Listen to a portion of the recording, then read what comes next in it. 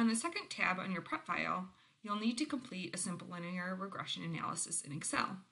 You can see that this example asks us to see if we can predict the number of copiers sold based on the number of sales calls. Here's the data that we're going to use for the regression analysis.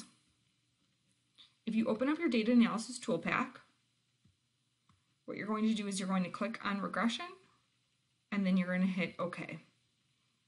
You can see that the regression analysis asks us to indicate the Y range and the X range. For the Y range, what we're going to do is we're going to select all the data for our Y variable. Again, the Y variable is the variable that you want to be able to predict or estimate. We want to be able to estimate the number of copiers sold. So what I'm going to do is I am going to highlight the data on copiers sold, and I am going to include my heading. The X variable is the number of sales calls.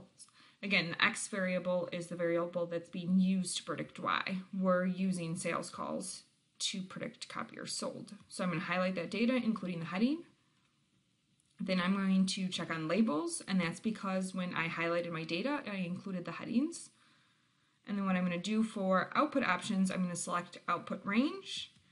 And then what I'm going to do is I'm going to click on that designated cell. So remember, in all of the assignments, there will be a specific cell that you have to place your output in. Again, this is really important because if you put your output somewhere else, you'll get it marked wrong. So then you can hit OK. You'll get a warning message, just hit OK again. And here is our output for the analysis. Again, the first thing we want to do is we want to see if we can actually use X to predict Y. So can we use number of sales calls to predict copiers sold? Here is the p-value for the global test. You can see that it's 0.011 if you round to 3 decimal places. If the p-value is less than or equal to 0.05, that means at least one of the X variables predicts Y. You can see that our p-value is less than 0.05. So that means at least one of the X variables predict Y. In our case, we only have one X variable, so that automatically implies that our X variable predicts Y. And you can see here's our X variable, sales calls. Here's the p-value for the second part, the test for the individual coefficient, and you can see again the p-value is the same. That's always going to be the case with simple linear regression. So it's less than 0.05. That means sales calls significantly predicts the number of copiers sold. So if you return to your questions, you can see it says what is the p-value for the global test. What I'm going to do is I'm just going to do equals, and then I'm going to hit the p-value for the global test. The second question is, what is the p-value for sales calls? This is the p-value for the individual test, the test for individual coefficients. So what I'm going to do is I'm going to do equals, and then I'm going to click on that p-value.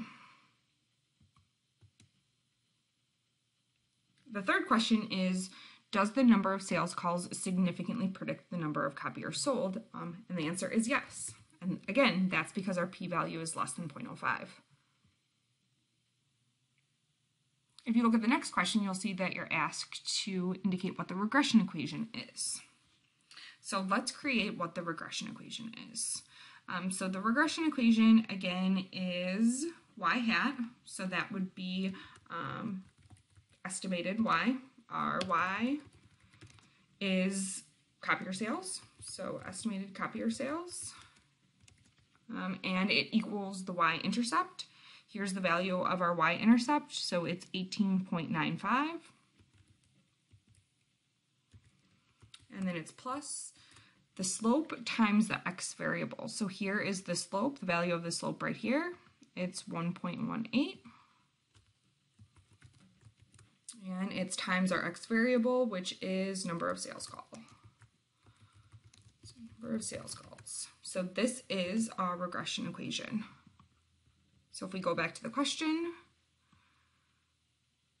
you can see that that would be A. So that is our regression equation. So I'm just going to put in A. All right, so what's the slope for the sales call? Again, the slope would be 1.18. So what I'm going to do is I'm going to do equals, and I'm actually going to reference the value of the slope instead of type it in. So I'm going to do equals. And the next question is, for every additional sales calls, how many additional copiers is a person estimated to sell? This is the slope. This question is giving the definition of the slope. So it would be 1.18. So for every additional sales call, for every increase in 1 unit of X, this is the estimated change in Y. That's the slope. So we predict that copiers, the additional number of copiers sold is going to be 1.18. The next question asks about the y-intercept. So I'm going to do equals, and then I'm going to reference the cell for the y-intercept. And this is our y-intercept, 18.947.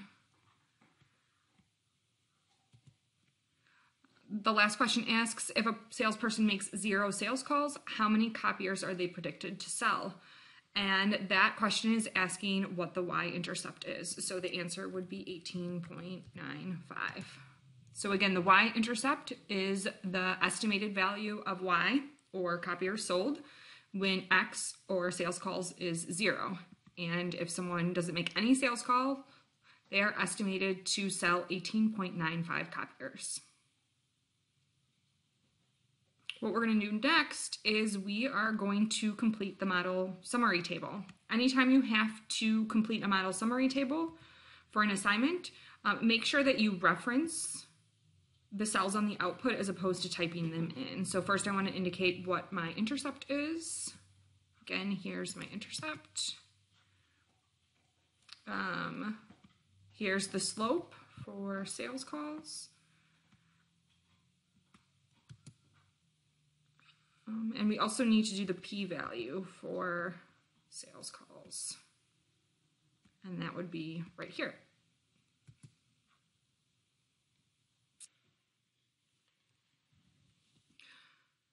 What we want to do now is complete the prediction table. So what we're going to do is we're going to use our regression equation to predict the number of copiers sold, depending on the number of sales calls that were made. So what I'm going to do is I'm going to plug in our regression equation. So our regression equation would be the y-intercept. So I'm going to click on that.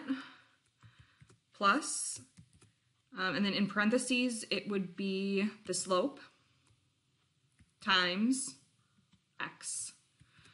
And then what I want to do is I want to be able to copy this formula down. So what I'm going to do is I am going to lock the y-intercept as well as the slope. And you can see if someone makes 20 sales calls, they are predicted to sell 42.6 copiers. Drop this down.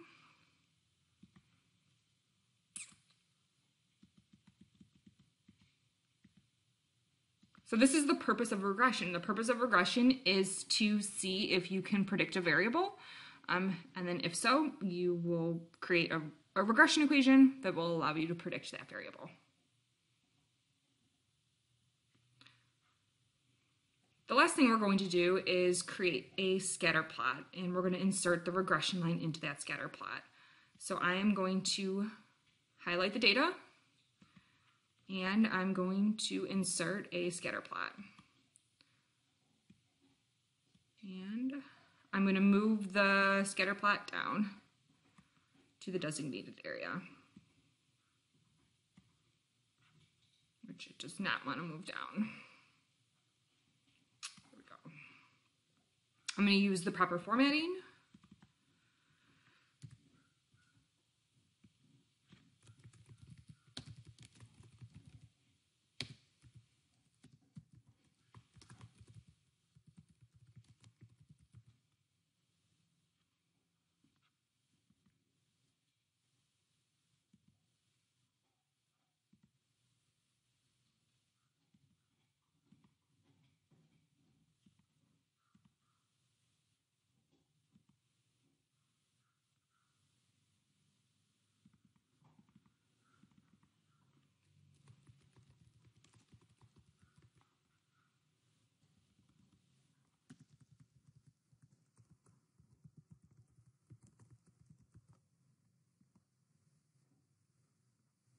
And now I'm going to insert my regression line.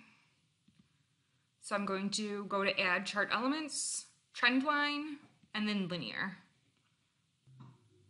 If you click on the regression line, what you can do is you can select Display Equation on Chart, and you can see it will insert our regression line.